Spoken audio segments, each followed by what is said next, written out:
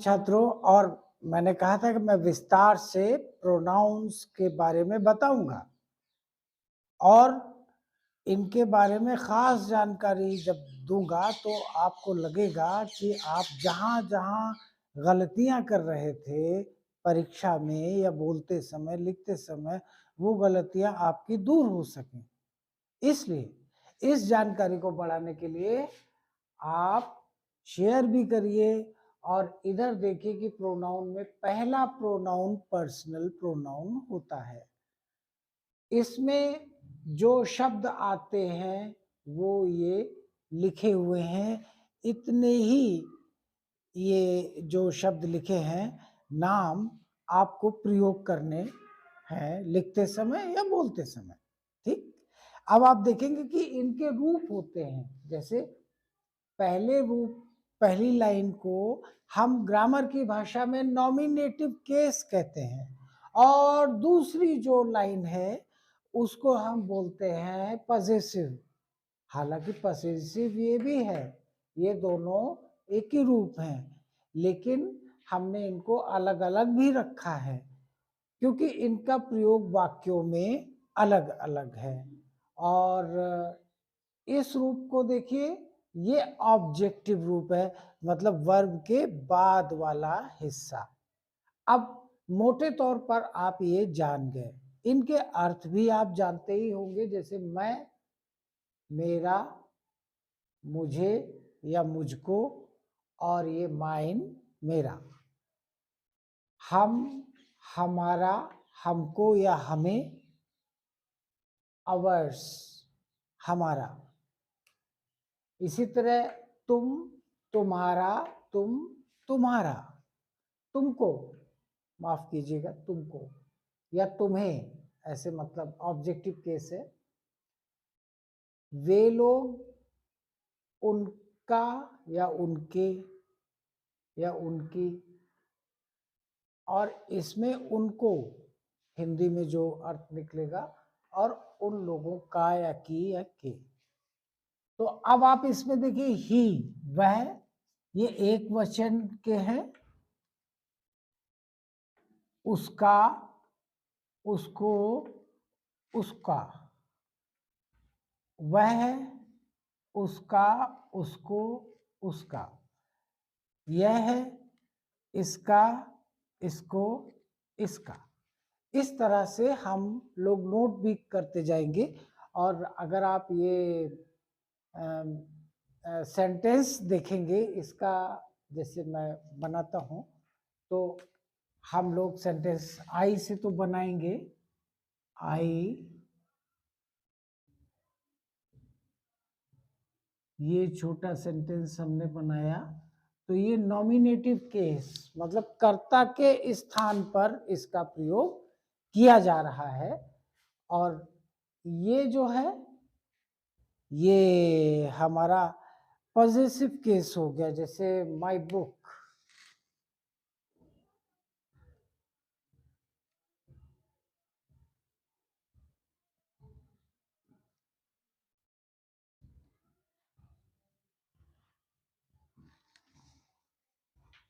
तो यहां पर जो ये माई है ये पॉजिटिव है, ये नॉमिनेटिव केस है, नॉमिनेटिव है। और आप देखिए कि इसमें मी ऑब्जेक्टिव, जैसे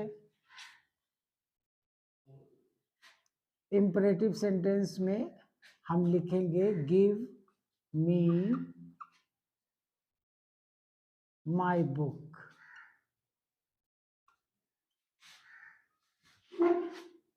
यहां दो प्रोनाउन हैं, एक पॉसेसिव और एक ये ऑब्जेक्टिव। मुझको मेरी किताब दो। इस तरह से हम जब इसका यूज करेंगे कि लास्ट में सेंटेंस के हम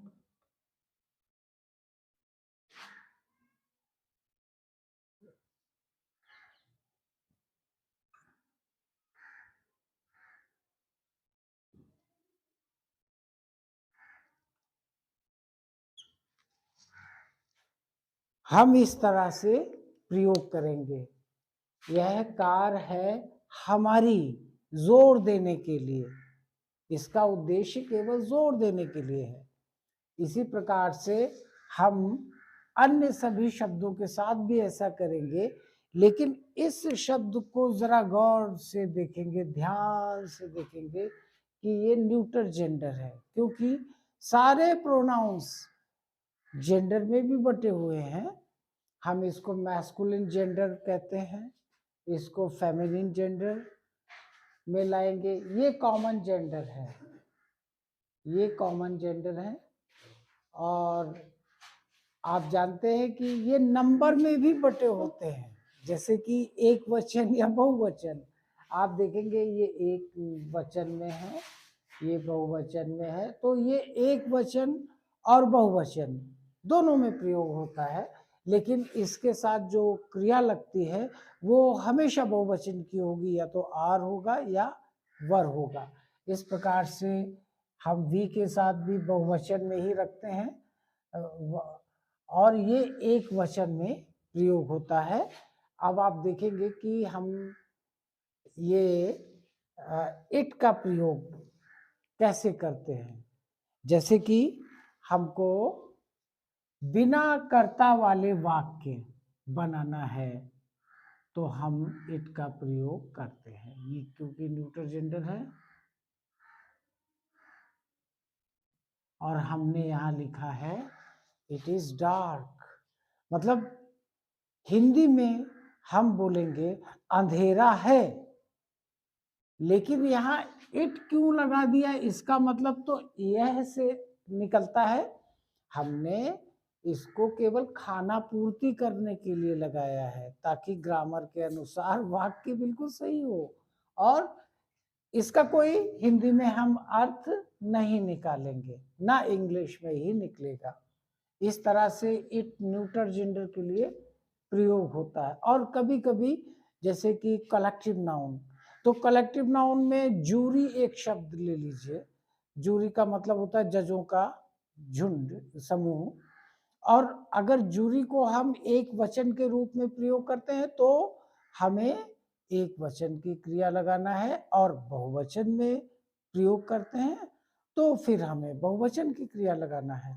हम जूरी, वर, एग्री या कोई भी वाक्य लिखेंगे तो वर भी लगा सकते हैं, आर भी लगा सकते हैं बहुवचन में अगर हम प्रयोग करते हैं।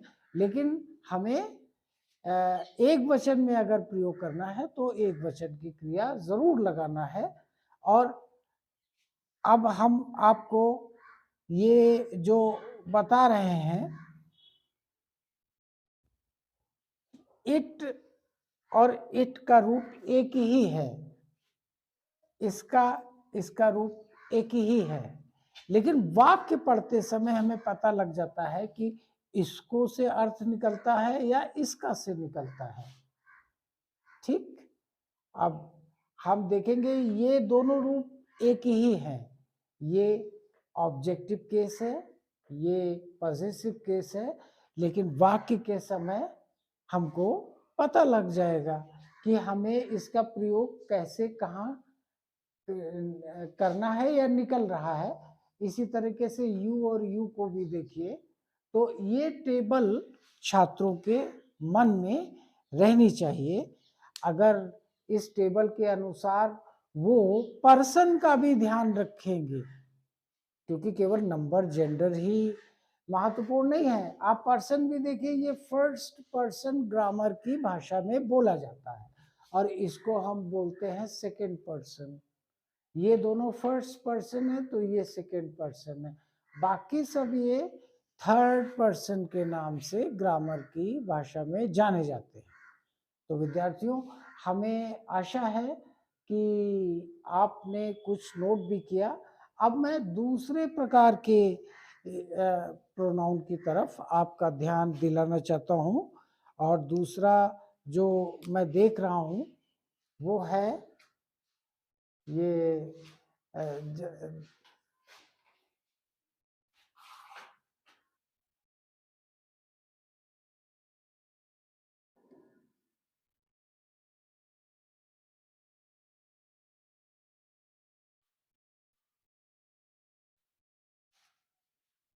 तो छात्रों, अगर मैं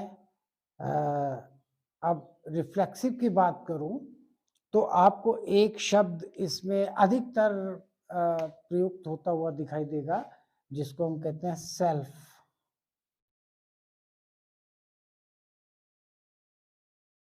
इसी का बहुवचन रूप हम ये प्रयोग करते हैं, सेल्व्स। और इसको छोड़ करके हम इन्हीं शब्दों में इनका प्रयोग करते हैं। जैसे एक अलग से रूप बन जाता है, जैसे myself, ourself, yourself भी हो सकता है एक वचन में प्रयोग अगर है तो, नहीं तो इसको आपको सेल्व्स लिखना पड़ेगा। और ये प्रयोग नहीं होता तो इसकी जगह यहां पर सेल्व्स लगाना पड़ेगा। हिमसेल्फ ये भी इसमें आता है, इसमें एक वचन का प्रयोग होगा और इसमें भी एक वचन का प्रयोग होगा, इसमें भी एक वचन का प्रयोग होगा। तो आपने देखा कि एक नया रूप आ रहा है, लेकिन इसका सेल्फ का मतलब होता है स्वयं।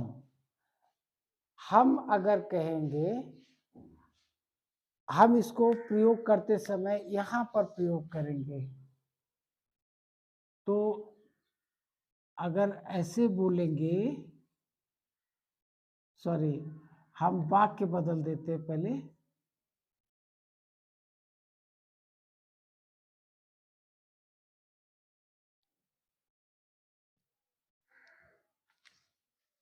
तो यहां अगर प्रयोग करते हैं तो इसी रिफ्लेक्सिव को हम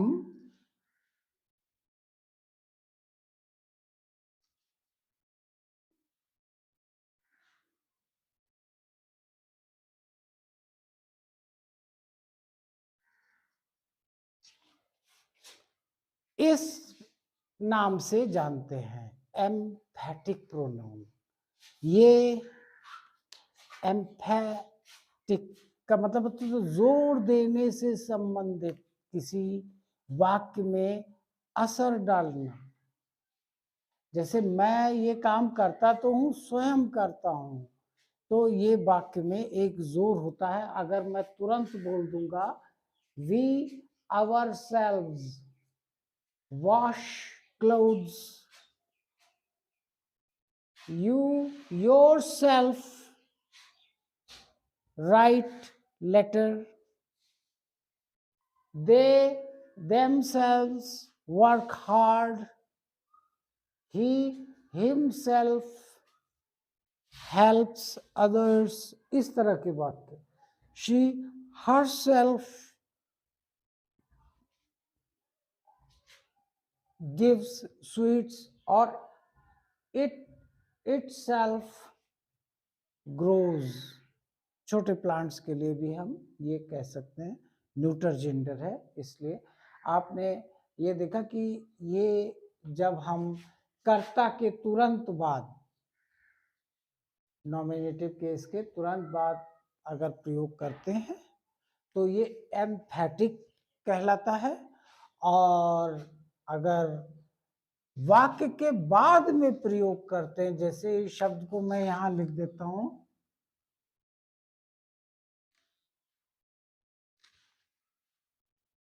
तो ये कहलाएगा रिफ्लेक्सिव। रिफ्लेक्सिव। और अब हम देखेंगे कि एम्फैटिक और रिफ्लेक्सिव में सीमित शब्दावली है। इसमें हमें ज्यादा ध्यान नहीं भी दें तो याद हो जाएगा अच्छी तरीके से। लेकिन जो अगला मैं बताना चाहता हूं वो है प्रोकल। मैं थोड़ा इसको बोर्ड क्लीन कर दूं।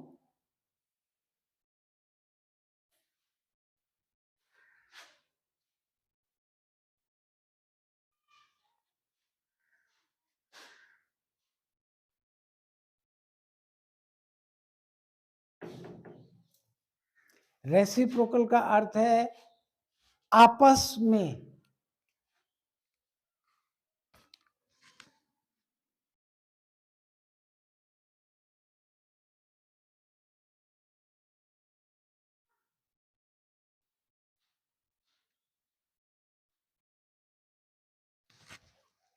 इसका मतलब है हमारे पास लिमिटेड शब्द होंगे और उन शब्दों को हमें अच्छी तरह से समझना होगा। जैसे एक शब्द होगा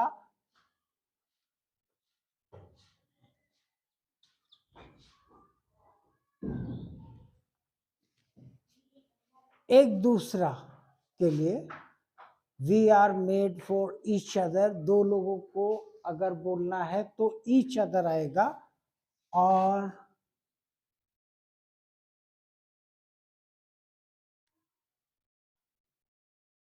दो से अधिक लोगों के लिए हम वन अनदर प्रयोग करते हैं। जैसे children are fighting with one another, तो ये वाक्य हमारा बिल्कुल सही होगा। और इस तरीके से हम देख रहे हैं कि आपको ये दो शब्द रेसिप्रोकल प्रोनाउन में वाक्य बनाने समय ध्यान रखना है कि ये दो के लिए है। जैसे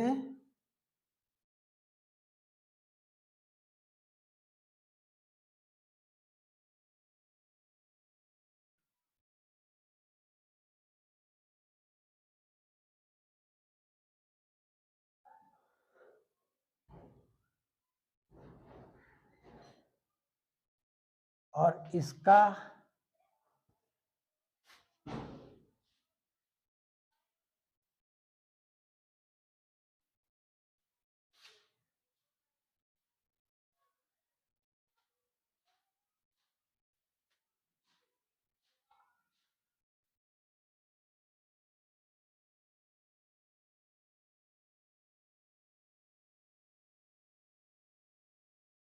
कोई भी चीज हो जो बहुवचन में है,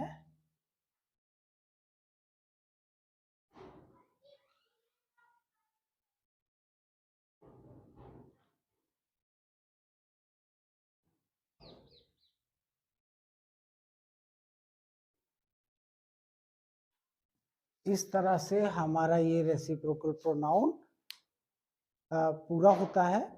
और अब हम देखेंगे कि एक नया प्रकार का प्रोनाउन जिसको हम बोलते हैं, लिख लीजिए,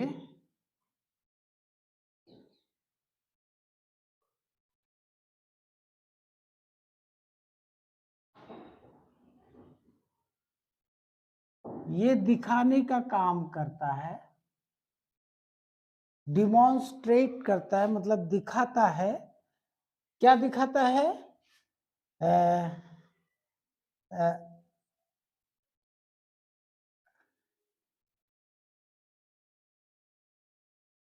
यह है या वह है या बहुत सारी चीजें। दिस का जो बहुवचन है दीज, और दैट का बहुवचन है दोज। ये चार प्रकार के शब्द हम लोग ये डिमॉन्स्ट्रेटिव प्रोनाउन में हम लोग पढ़ते हैं। अब मैं आपको इसके बाद बताना चाहूंगा इनडेफिनिट प्रोनाउन।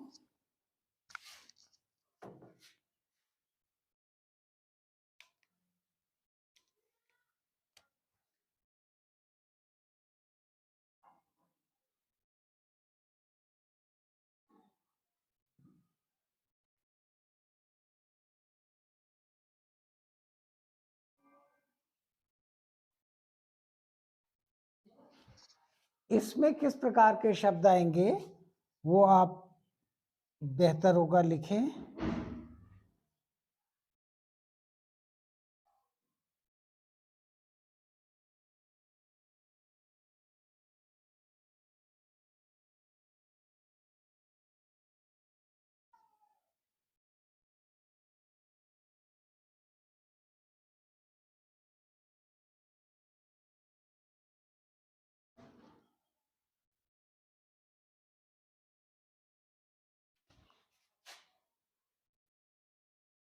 आप देख रहे हैं कि ऑल इज वेल भी बोला जाता है, ऑल आर फाइन ये भी बोल सकते हैं, क्योंकि ये एक वचन के रूप में भी प्रयोग होता है और बहुवचन, लेकिन ये एक वचन है, ये एक वचन है, ये भी एक वचन है।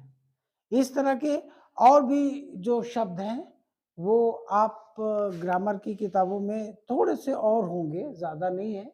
सम माने कोई एक वचन में भी प्रयोग हो सकता है और बहुवचन में भी।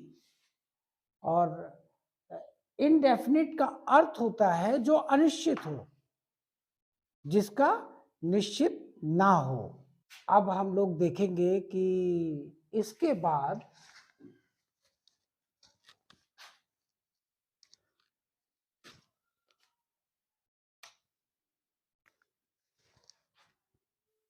इंटरोगेटिव प्रोनाउन जरूर ध्यान में रखिएगा।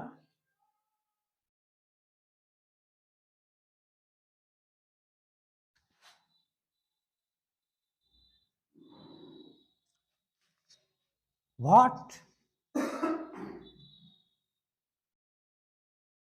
whose और whom, इस प्रकार के ये इस प्रकार के शब्दों को हम इंट्रोगेटिव प्रोनाउन कहते हैं। और ये आपने एक शब्द और सुना होगा कि हु। इसके अलावा एक दो और भी शब्द ले सकते हैं, लेकिन अब हम इस प्रकार के शब्दों को, जैसे व्हाट इज दैट,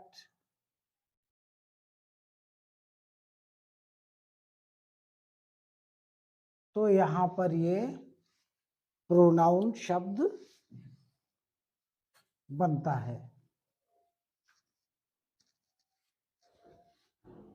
और ये सवाल पूछने, जैसे हुज माने किसका, व्हाट मीन्स क्या, वह क्या है, हुज इज दिस,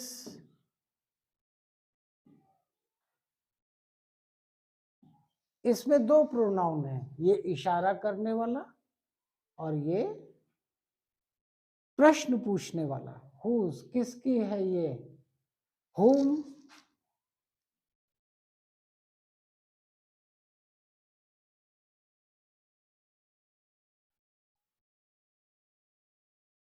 किसको पसंद करते हो तुम।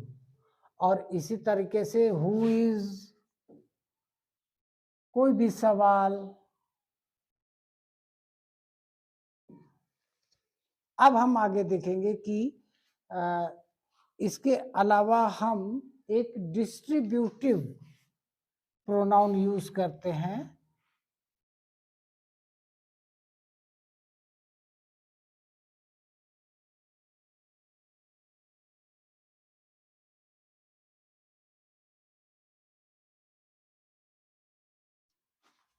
इसमें हम ईच जो शब्द हम लोगों ने प्रयोग दूसरे प्रकार के नाउन में किया था, उसका दूसरा रूप है ईच ऑफ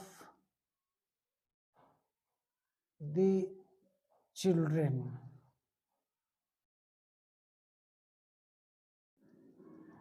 इस तरह के प्रयोग या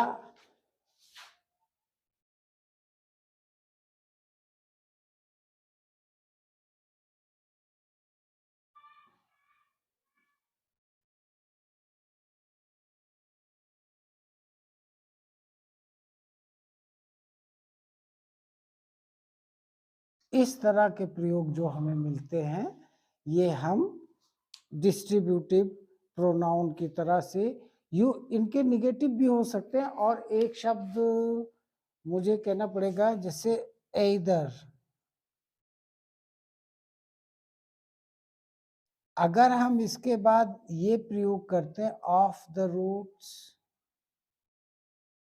इधर of the two roots, to लगाना ज़रूरी है आपको समझाने के लिए कि अगर दो सड़कें हैं तो उनमें से कोई भी एक, इसका अर्थ यहाँ पे ये है, अगर इसी को हम नेगेटिव में प्रयोग करते हैं तो हमको नेइदर ऑफ दी, दोनों सड़कों में से कोई भी नहीं, तो इस प्रकार से ये डिस्ट्रीब्यूशन के काम करते हैं ये शब्द, इसीलिए हम लोग इनको डिस्ट्रीब्यूटिव प्रोनाउन कहते हैं। तो विद्यार्थियों, आपने देखा कि ईच और एवरी में थोड़ा सा अंतर होता है, ये ग्रामर की किताबों में भी मिलेगा आपको समझने के लिए, लेकिन इस वीडियो में हमने आपको अभी तक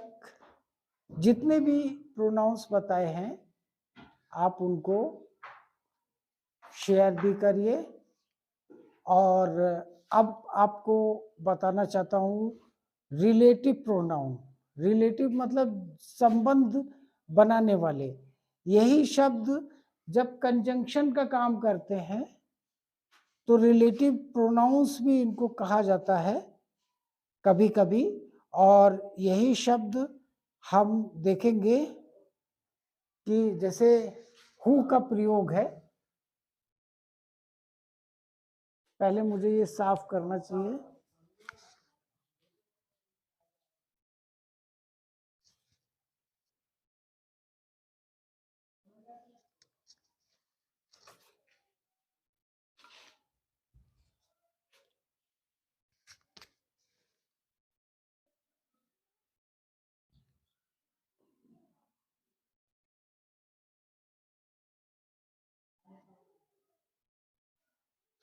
इसमें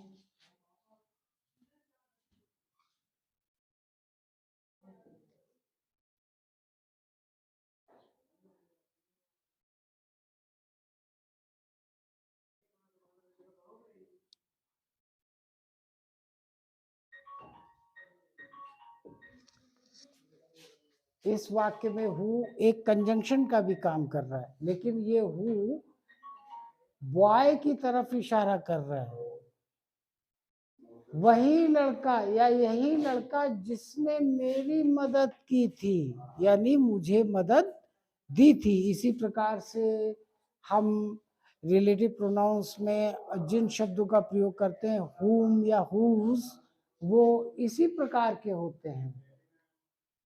तो छात्रों, आपको इस पार्ट 2 में जितना भी शॉर्टकट में मैं बता सकता था, मोटे तौर पर आप उस जानकारी को साझा करिए। धन्यवाद। राम राम।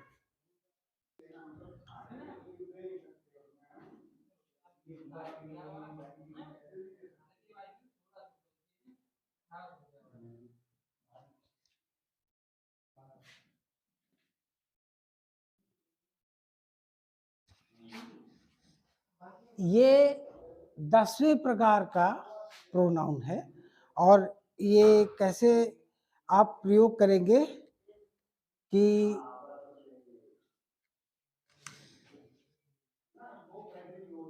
इसमें आपको डंडा बिंदी लगाना ही पड़ेगा। व्हाट, इसके बाद आप कोई भी वाक्य बोल सकते हो। ये आश्चर्य में बोला गया है।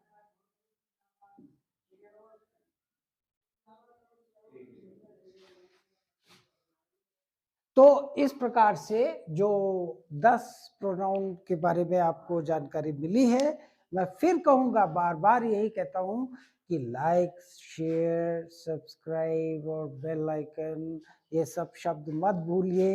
ये आधुनिक युग की आवश्यकता है। और राम राम, धन्यवाद आप।